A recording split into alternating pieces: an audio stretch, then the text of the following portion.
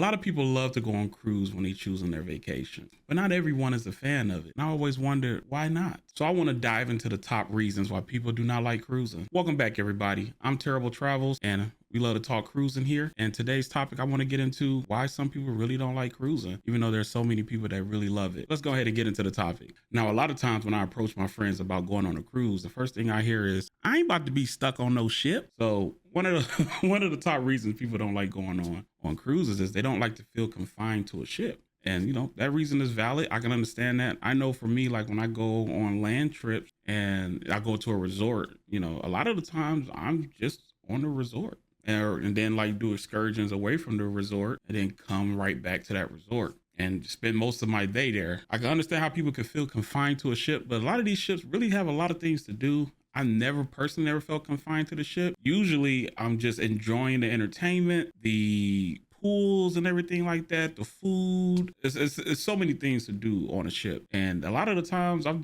having so much fun.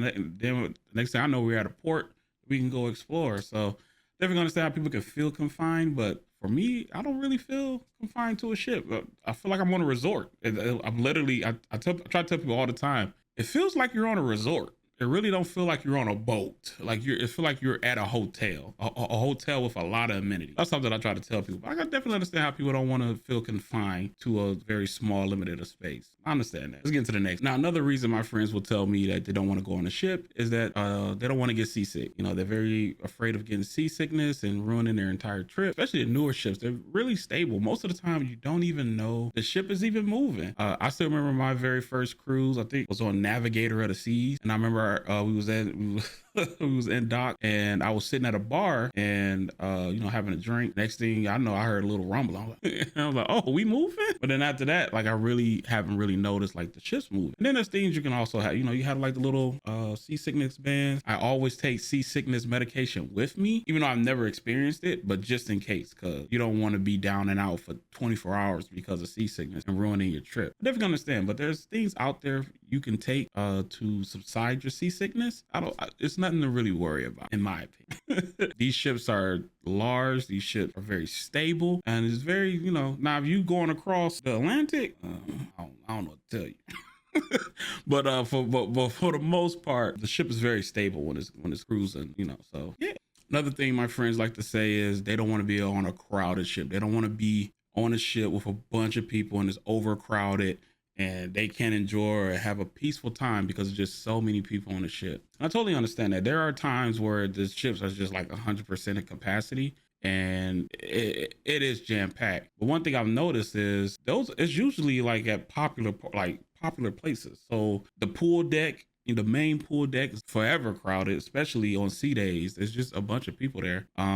Also, the buffet can be very crowded at lunchtime, at that noon hour, but if you just go to the little areas that's not as popular, the crowds are a lot thinner and, just going to enjoy things like that. And then one little quick little tip, start going to the pool deck around like main dining start, right? Because now people are starting to go to dinner. You can go to the pool deck and enjoy your time at the pool deck, and it's not as crowded. But I've always been able to find places on the ship where I can just relax and not be around big crowds. I'm not a crowd person myself. I do like a more quiet time. I'm not trying to be around a whole bunch of people. And even when I was on ships that were 100% capacity, I still found areas where I can just relax, chill, get some rest on the deck, or go to a bar or something that's not as crowded and just enjoy my time and avoid the crowd. So yeah, they do get crowded, but it's usually in very popular areas and everyone's trying to enjoy that same activity at the same time. So if you just work around it and just go off schedule a little bit, don't try to go to the pool deck at noon, like try to go to the pool deck like in the evening a little bit, and then you could probably find it a little thinner of crowds at those times. But yeah,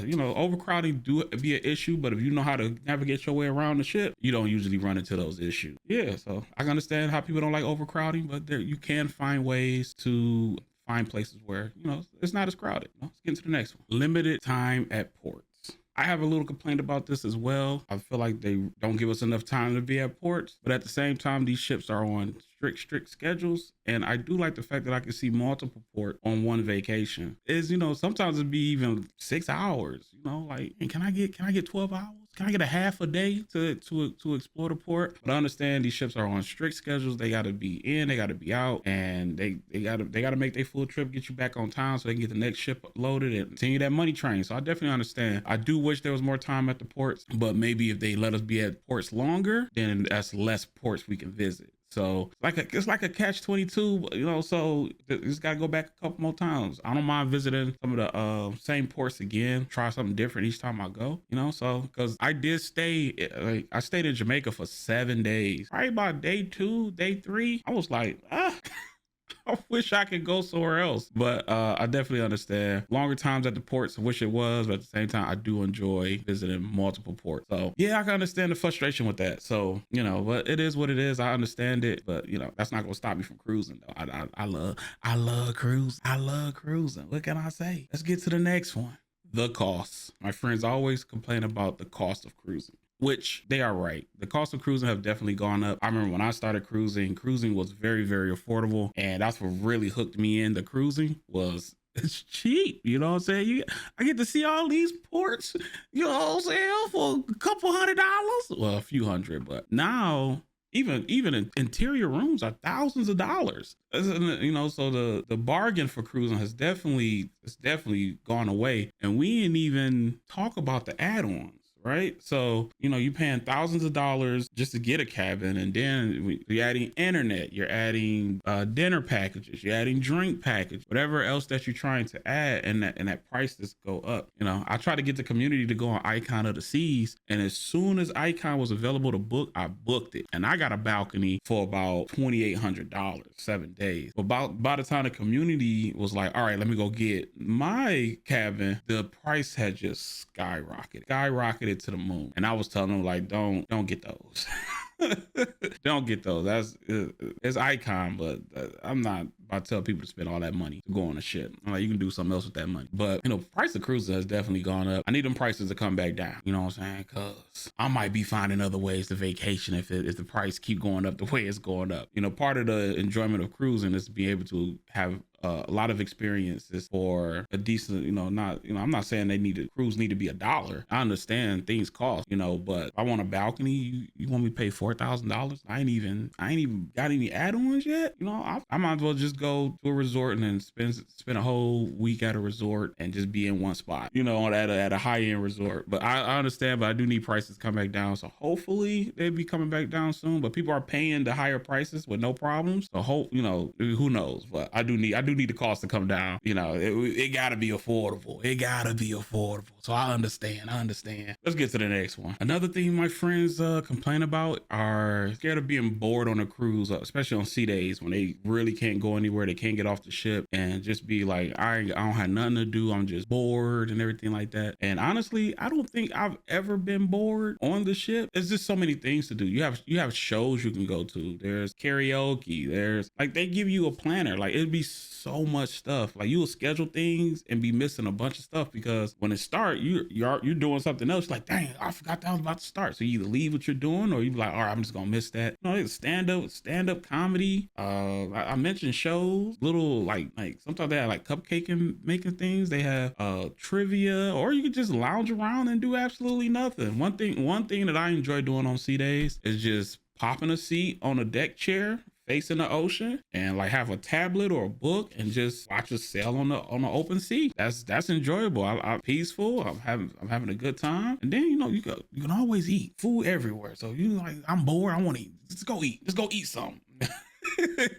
Just go eat, you know what I'm saying? But I've never been bored on the ship. And then like I'm barely like, you know, for me, I feel like if I got bored, then I'll be spending a lot of time in my cabin. Like ain't nothing to do. Let me just go back to my cabin. But I'm hardly ever in my cabin. And usually like when I go like to hotels, you know, like land vacation stuff, I spend more time in my hotel. I don't know why, but I spend more time in my hotel. But on a cruise, I'm barely in my cabin. There's so many things to do. I'm like, oh, let me go check that out. Let me go check that out. Oh, let me go eat that. Let me go eat that. You know what I'm saying? Then you on Royal Caribbean, you know what I'm saying? Just go and grab you some Sorrento's pizza if you get bored. But you know, I never got bored. But I feel like if you're open to new experiences and trying something new, and try it out. You know, I didn't think I'd have fun playing, you playing trivia. I tried trivia out, and I had fun. I got every question wrong, but I had fun, and that blasted an hour off the day. But yeah, just walk around the ship and just finding different things to do, striking up conversations with people on the ship. I've never been bored on the ship, and I've been on cruises where there was like back-to-back sea days, like 48 hours straight of open water, and it didn't even seem like it. Felt like one day took a nap, another day we had another port. So it all depends what you're into and what you like to do. If you see it's like I only like doing this thing and that's the only thing I'm gonna do, then you're limiting yourself, and you will get bored, and you won't find anything enjoyable of onboard activities that they have on the ship. Have an open mind.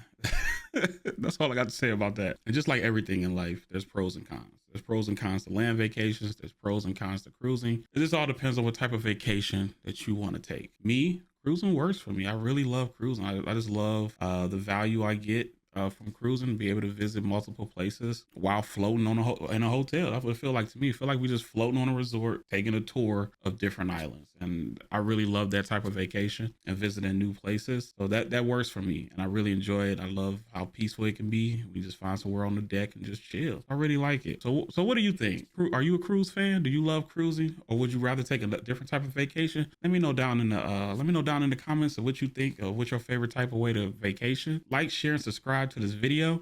We new, y'all, and we getting it done. Hopefully soon I'll be able to go on a cruise and vlog and take y'all with me. So thank y'all for all the support y'all been showing to the channel. Be in there. We have 50 subscribers. I appreciate y'all for that. I'll see y'all in the next one. We out.